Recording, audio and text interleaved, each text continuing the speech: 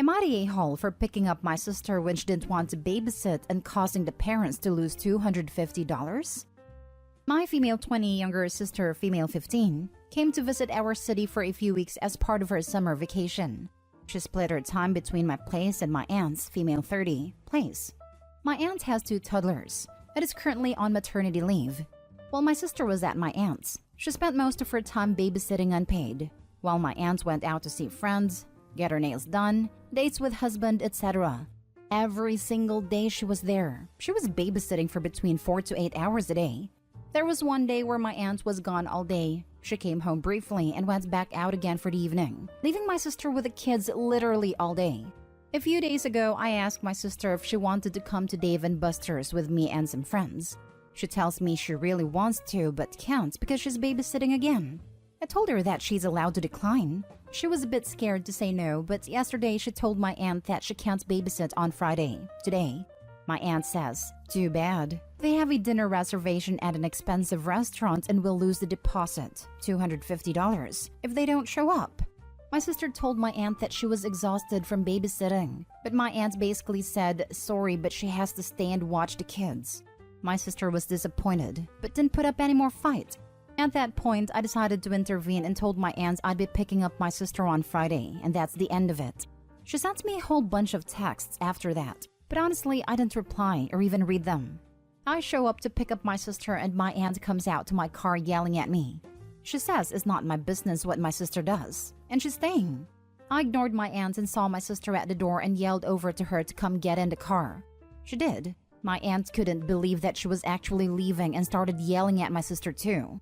My sister looked scared, but I told her to just get in the car. We drove away. They couldn't find a replacement babysitter last minute and ended up missing the reservation and being charged for that cancellation. My mom is with me on this and said I did good for getting my sister out of the house.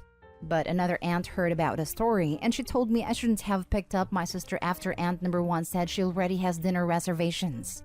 She also said that I shouldn't have intervened and should have let my sister learn to stand up for herself. So now I am questioning if I should have let my sister stay there and learn a lesson in standing up to people or if I did the right thing. Am I the a-hole for picking up my sister and leaving? Now for the top comments. Not the a-hole. I'm glad your mom is on your sister's side. She should learn to stick up for herself? She's 15 and being taken advantage of by her adult aunt. You did the right thing.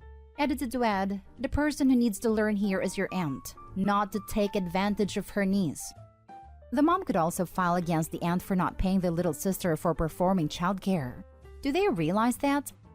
Not the a-hole, and thank you for doing that. Your sister is not free babysitting and not at the whim of your aunt. Also, shouldn't your aunt be bonding with the kids? Not sure how long maternity leave is where you are, but even a year. I'd expect the mother to be with baby a little more. I know parents need breaks, but a whole day? Not the a-hole.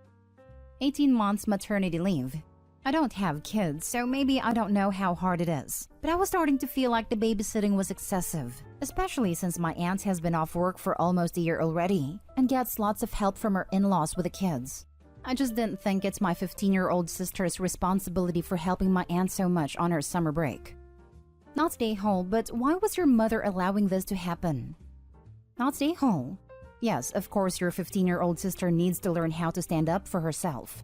All 15-year-olds do. And you know how they learn that? By having an adult, like yourself, model how to set boundaries and not let them be taken advantage of. She needed you to do this, so next time she can do it herself. I'm glad your mom is on your side and your sister's side. You did good. You're a great big sister. Your aunt sucks and is cheap AF. If she can't afford a $250 deposit for a reservation, she can sure as heck afford to pay a babysitter.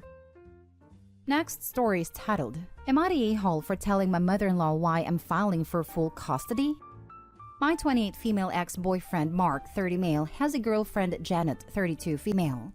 Janet isn't a very family-oriented person and hates kids, which is ironic because me and Mark have a daughter, Cora. Recently, a situation came up where Janet tried to punish Cora by locking her out the house. We all lived around forests, so anything could have happened to her. Cora called me and I ended up picking her up and calling Mark because Janet wasn't answering the door. I called Mark and told him what happened, and he told me to at least listen to Janet's side of the story. I told him I didn't care about her side because there's no behavior that could allow an adult to lock a 12-year-old out the house. It's honestly appalling to me. I ended finding out the full story and my mind still didn't change about how I felt. I talked to my daughter about how she would feel if I were to file for full custody, and she said she didn't care as long as she wasn't around Janet. I told Mark that I was filing for full, and he told his mom and she started texting me on Facebook super angry.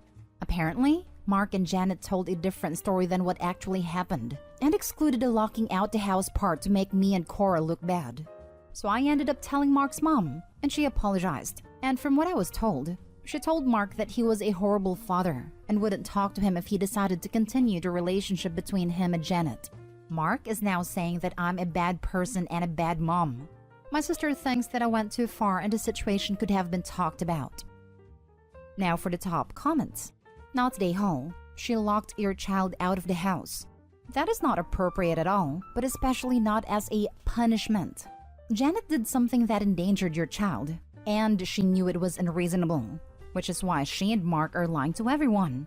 Good for you for protecting your kid, and your daughter's grandmother is a good one. Also, OP needs to file for emergency protective custody until the hearing for full custody so the child doesn't have to go back. Not the a-hole. As part of the emergency protective custody, OP should also file a police report. I'm not a lawyer, but how can it be legal for someone to lock a minor out of their home?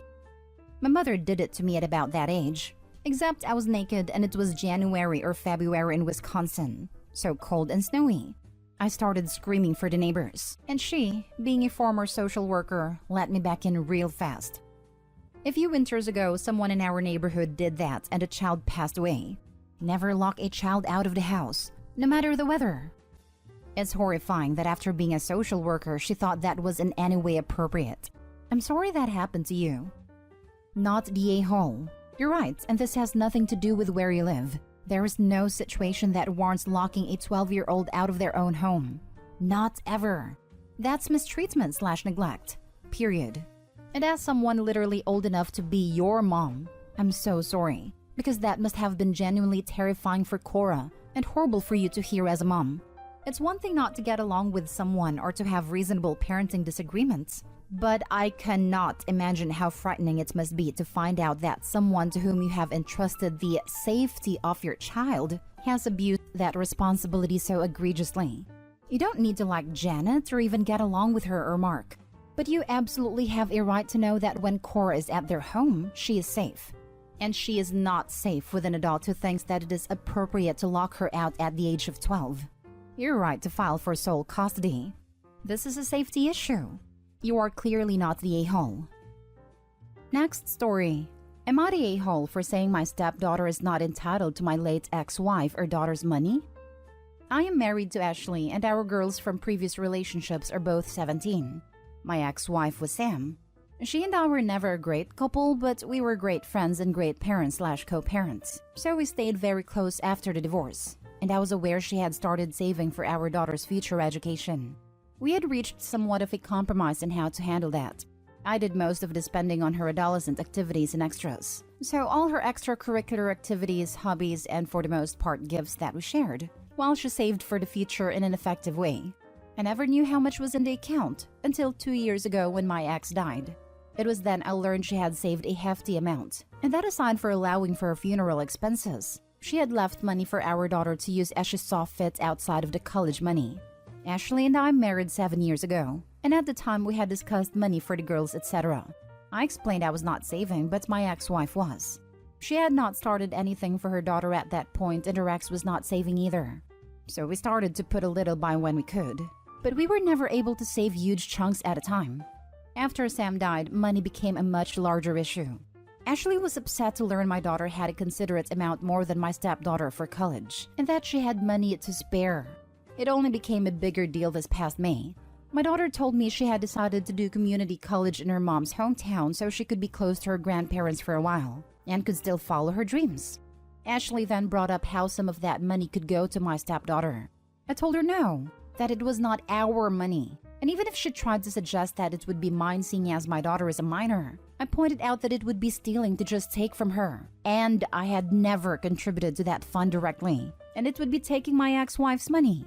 Ashley went off about Sam putting so much away when she knew our daughter had a stepsister, and how she was selfish to make her so much better off than her only sibling. I told her she needed to get over that, because Sam only had one child to think about, and it wasn't her job to think about my stepdaughter, or even any bio kids I could have had after our divorce. Ashley told me to think about my stepdaughter. I told her my stepdaughter is not entitled to my daughter's money or my ex-wife's money, whichever way she wanted to look at it. She asked how I could be so callous about her daughter's disadvantage. Am I the a-hole? Now for the top comments. Not the a-hole. Your ex-wife saved it for your daughter, not the stepdaughter, so she's not entitled to any of it. Those were my thoughts. Those are the facts. It's not even yours. It was saved by your ex-wife for her daughter. I think she would turn in her grave if you caved in and used some of it for your stepdaughter. Not the a-hole. Sam saved for her daughter. Her only daughter. Not for a stranger's kid who she had no responsibility for. Don't punish your daughter by taking away her college fund that her mother set up for her, just because your wife doesn't know how to make good financial decisions for her kid. I would never take from my daughter. I would also never expect Sam to have saved or given money for my stepdaughter. Mostly, I was just questioning my own handling of saying no and staying firm, whether I lack more care/compassion in this matter. You're definitely in the right. That money is for your daughter and your daughter only. You handled it well. Not the a-hole, but definitely explain to your daughter that it is her money left by her mother. It seems like she has a good idea of what she wants to do with it. Maybe talk to her about financial responsibility and all of that as well. I feel like your current wife might be the type to try and guilt your daughter into giving up some of the money or sharing. I don't believe my wife would go that far. I do believe this might not be over with her and me, but it will change our marriage incredibly if she continues to push for this. My daughter wouldn't share with her stepsister.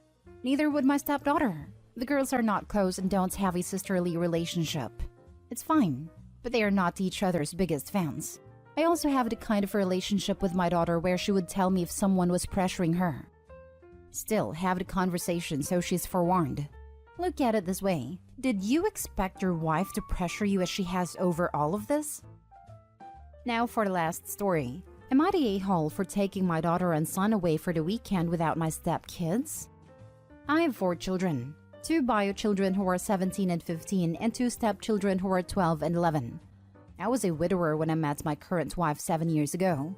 My first wife had passed 3 years before meeting my current wife, and she was a single mom whose ex was not in the kids' lives at all. So they came to see me as dad, and I love them. But I admit my love for them did come at the expense of my kids somewhat. Something that only truly stuck with me recently when my bio children told me they were done with any and all family time, that we were not a family, that they wanted to go live with their grandparents in another state. I was shocked. I had thought I had done a good job of being there for them and providing them with a family. We talked. They explained how to them my wife and stepchildren were not people they loved and considered family, and that by never getting time with just me, they felt like they had lost their whole family, that they did not consider it family time when we were all together. My daughter told me she was pretty much ready to leave and had even tried to graduate early, but due to her learning disability, she was unsuccessful. It was a huge wake-up call for me. I had sat and discussed what was going on with my wife, and I told her I wanted to take my son and daughter away for the weekend, just the 3 of us. It wasn't until I got back that my wife told me my stepchildren had told her they were very upset, and she decided it was unfair that I left them behind and made them feel like they were less my kids. They never said anything to me before when I spoke to them, but when I got back they told me they felt it was unfair and that I should be their real dad too. I explained we could do something just the 3 of us, but that my son and daughter needed some time with just me. I am making much more of an effort to make my bio kids feel like they have not lost me and that they can be honest and open with me. My wife wanted to do something with my bios while I spent time with my stepkids since we got back. My bio kids weren't interested, which turned into my wife being very upset and telling me again that I did a wrong thing taking my bios for the weekend but not my stepchildren. She said I showed my kids that she and my stepkids, are not family. I told her I could not change their feelings after the damage I did, but that maybe in time if they feel like they haven't lost me, they could have a better relationship with them as well. But I told her firmly I did what I needed to do for my relationship with my older two children.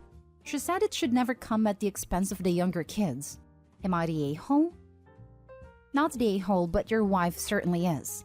It seems to me that while you were gone over the weekend with your kids, she stirred a pot with her kids, and that is why they're now saying what they're saying. You absolutely did the right thing, OP. Because if not, once they were able to leave, they would and go no contact with you. Let her know that the way her kids feel about one weekend is what your children have been feeling for the last 7 years. You did good stepping up for your stepkids, but it was the cost of your relationship with your kids, and you're fixing that now.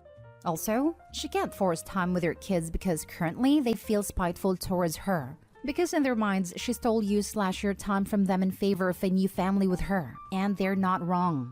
Stay firm with your wife and advise therapy/counseling for everyone involved, either group and solo. Keep listening to your kids' feelings and make sure they feel heard. Agree, your wife is the a-hole. She started the drama while you were gone, and if she ever wants a relationship with your kids, she needs to understand how they are feeling and not be offended when they don't want to spend time with her. Maybe as things improve and you give it some time, they may come around, but forcing them to do anything with her will just make it worse. I'm glad you're refocused on your kids, and you shouldn't let her deter you.